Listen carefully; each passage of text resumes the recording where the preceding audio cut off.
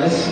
Nigel wrote a sermon tonight, and we're pretty much just trying to present it closer to what he sort of we made some modifications to applications and stuff, but I'm going to be doing one part, Chris is going to be doing the other, and I'm doing one part now. Now, research shows that men don't like going to see the doctor. In fact, women are twice as more likely to go and see a doctor than men are. For instance, Nigel Vaux, who's meant to be in the sermon tonight, hadn't gone to a doctor in 7 years straight. Ironically, he went to one today, and he isn't doing the sermon tonight. But when you go to the doctors, they take a history. They look at your past, they look at your future, and they look at where you're headed.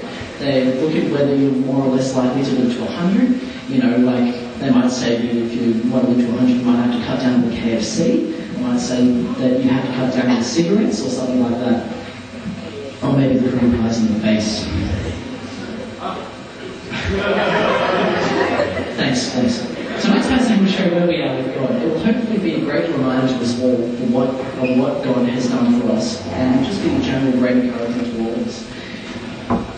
So tonight's passage we'll be looking at from Romans 5. But first, a little history of Romans and the book that Paul wrote to the Christians in Rome. Well, Paul wrote the letter, and in this letter he talks about his longing to see the Christians in Rome on his way to Spain. And we can see his purpose of writing this letter from Romans 1:16, in that he says, "I am not ashamed of the gospel, because it is the power of God for the salvation of everyone who believes, first for the Jew, then for the Gentile." This is Paul saying that the gospel tells us that of God's power and salvation, and that it's available to those who believe in the gospel. But can I ask you all, what does it mean to be justified? Well, it's basically a legal term. Being justified basically means you're right. Michael Rufio does legal studies, so I'm sure he can tell us more about that if you want to talk to him later on. In the old court, after somebody has paid their debt for a crime, the former criminal will be called justified. For example, someone who's been guilty of a crime with a sentence of 7 years will have to pay that debt, and they won't be justified because they are still paying off the time in prison. But after that person gets out of prison after the 7 years, they are called justified because they have paid their debts, and there's nothing bad on them anymore. They're no longer a criminal. So being justified is being somebody who is made right, or somebody who is right. And as Christians, we are right with God. We were in the wrong, but we are now justified with God. But how is it now that we have been justified with God? Like, what was the big thing that, we weren't justified with God, and we weren't right with God, and now we are?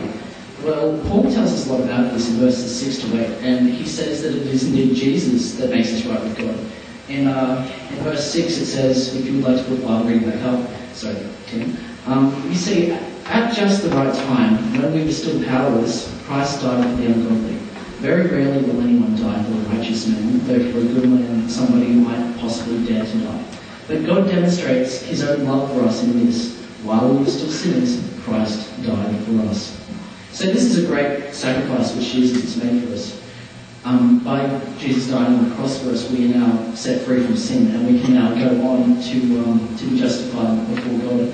But if that wasn't good enough, in verse 10 we see even more great stuff. In verse 10 it says, "For if when we were God's enemies, we were reconciled to him through the death of his Son, how much more having been reconciled shall we be saved through his life?" God did something that was unheard of here. If you look at it, God died for his enemies. It says up there, if you can see it, that God died for his enemies, while we were still God's enemies. And yet, would you die for an enemy? I just think that's really amazing.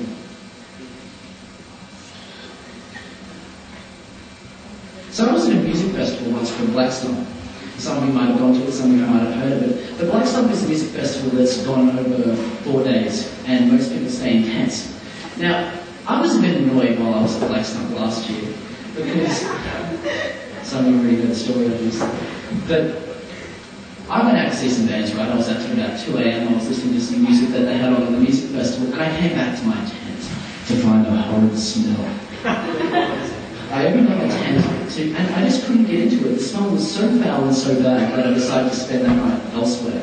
So I got up the next morning and I went back to my tent, and to find that there were 7 pipe bomb records inside my tent. I was not very happy. So anyway, what happened after that was I went in and I found the pipe bomb wrappers, and the chemicals from the pipe bomb wrappers had gone over everything. It went into all of the food which I had brought for the 4 days, so I had to throw all of that out. It went all over where I was meant to be sleeping, the bed. It went all over my clothes, so I had a lot of stuff wrecked. Now, it's pretty rare that I swear these days, so I've cut back on that a lot, but if you saw me then, you would have seen me swear. Ben thought that was pretty funny when you saw it. But the point I'm trying to make from all this is, the guy that put those pipe bomb wrappers in there, I wasn't happy with him. And I wouldn't really have a lot of nice things to say to him at that point. But would I have died for him at that point? Would I have felt inclined to have such love for that person that to die for? I don't think I would have at that point. But God and Jesus had love for all of us, died for us while we were still sinning, and while we were doing so many things that God hates, He still sent His Son to die for us. And I think that's really something to think about.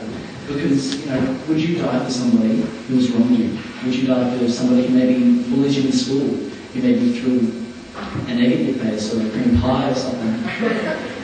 I just think that's something to really think about. And Chris is going to continue where I left off and delve into a bit more of the practicality of what God doing this thing for us calls us to do.